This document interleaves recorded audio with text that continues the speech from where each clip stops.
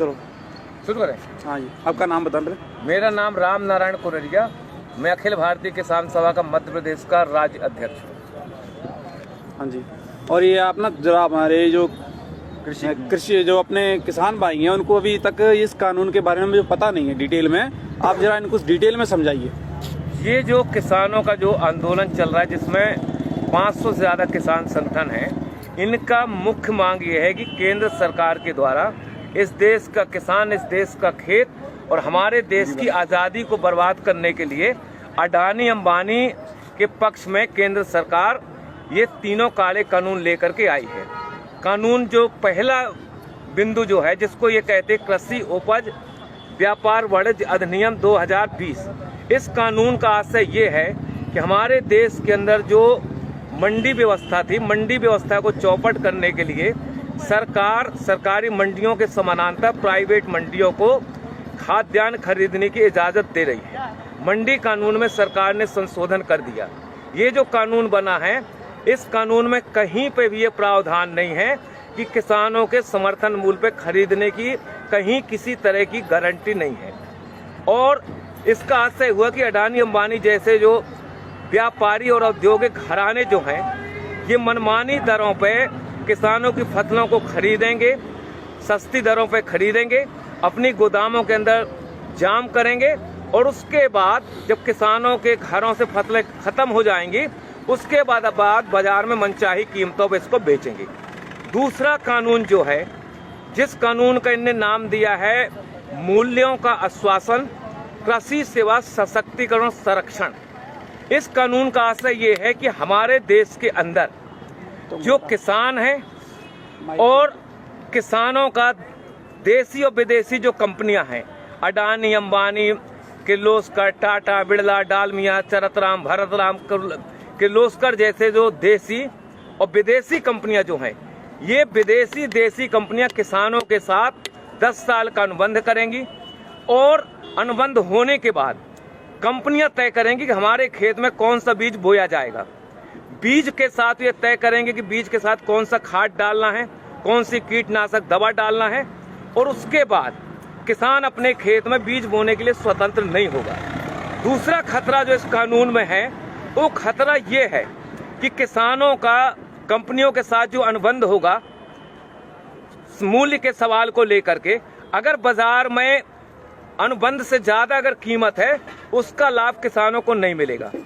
अगर अनुबंध के आधार पर बाजार में कीमत अगर गिर गई तो कंपनी गिरी हुई कीमत पे किसानों का भुगतान करेगी। अगर मान लो किसान अपने खेतों में जो फसल पैदा किया, कभी प्राकृतिक आपदा आ गई, ओला पड़ गया, पाला पड़ गया, कभी अति वर्षा हो गई, अगर फसल में कोई आंशिक क्षति गुणवत्ता के सवाल पे कंपनी हमारे माल को रिजेक्ट कर सकती है, खरीदने के लिए कंपनी बाध्य नहीं होगी।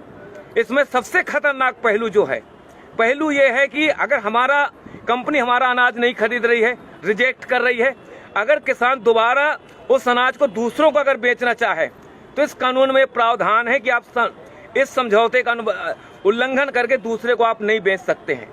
इस कानून में सबसे खतरनाक पहलू जो है कि ये न्यायालयीन प्रक्रिया से बाहर कर दिया गया है। एसडीएम कलेक्टर जो है इसका निराकरण करेगा, केंद्र सरकार का प्रतिनिधि निराकरण करेगा। कंपनी और किसानों के बीच में अगर कहीं पे कोई विवाद होता है तो इसमें हाई कोर्ट, सुप्रीम कोर्ट जाने के किसानों को अधिकार नहीं दिए गए हैं।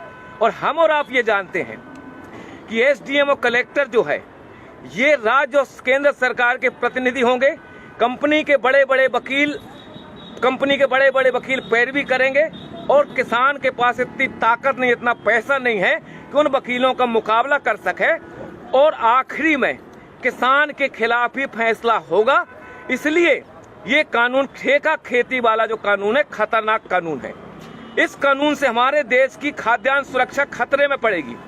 हमारे कंपनियों को अगर ये लगता है कि दुनिया के देशों में कौन सी चीज की जरूरत है, अगर उनको लगता है कि रतन जोत पैदा करना है, उनको लगता है मशरूम की खेती करना है, तो आज हमारे देश का किसान अपने खेतों में जो धान पैदा कर रहा है, गेहूं पैदा कर रहा है, कंपनी उनको मजबूर करेंगी रतन जोत और मशरूम की खेती करने के लिए, क्योंकि बीज वो देंगी। हम लोगों ने देखा हिंदुस्तान के जब ईस्ट इंडिया कंपनी का कब्जा था। ये जो बंगाल था, जब हिंदुस्तान और पाकिस्तान नहीं बना था, बांग्लादेश नहीं बना था, उस समय ईस्ट इंडिया कंपनी ने वहां के किसानों को बाध्य किया था नील खेती करने के लिए। और जब नील खेती किसानों ने की, जमीनें उनकी बंजर हुई, उर्वरक शक्ति खत्म हुई और हमारे देश में आजादी के पहले 1 करोड़ से ज्यादा हिंदुस्तान का नागरिक मारा गया था भूख की वजह से। तीसरा कानून जो है, तीसरा कानून का नाम यह है कि अति आवश्यक वस्तु अधिनियम 2020 संशोधन कर दिया।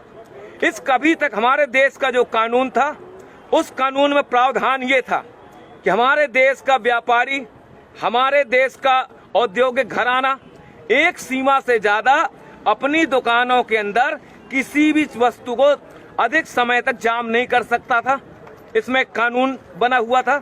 अब सरकार ने फैसला किया है, हिंदुस्तान के खेत में जो हम पैदा करते हैं, गेहूं, चना, अलसी, मसूर, बटरी, दलहन, तिलहन, शक्कर और सब्जी और फल, इनको आवश्यक वस्तु अधिनियम की परिधि से बाहर कर दिया गया है।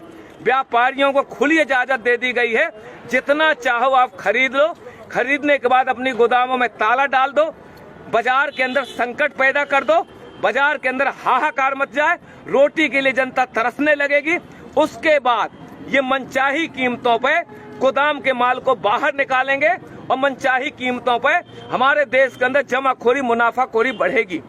इसलिए ये कानून हिंदुस्तान के किसानों के भर पक्ष में नहीं है, ये कानून इस देश की जनता के पक्ष में भी नहीं है।